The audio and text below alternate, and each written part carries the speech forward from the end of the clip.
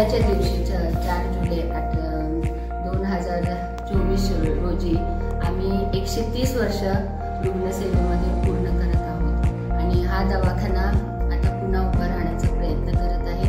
मागील 2 महिने ओपीडीज आणि डायग्नोस्टिक विभाग सुरू करण्याचा प्रयत्न होता, तो यशस्वी झालेला आहे आणि आता आम्ही जुलैसाठी आमचे इंडोर फॅसिलिटीज ओपन करायचा आम्ही मानस ठेवलेला आहे।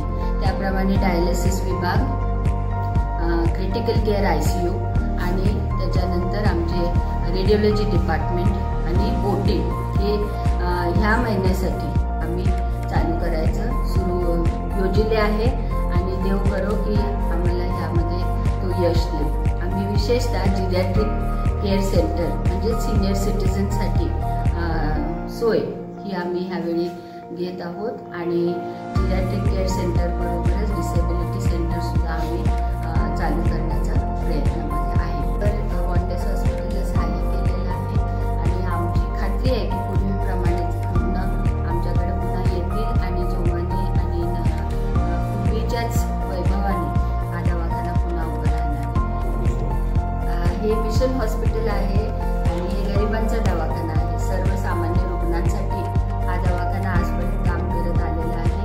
इथून पुढे सुद्धा सर्व गरीब रुग्णांसाठी हा दवाखाना चांगल्या क्वालिटीची, स्टँडर्डची सेवा उपलब्ध करून देईल हा आम्हाला विश्वास वाटतो।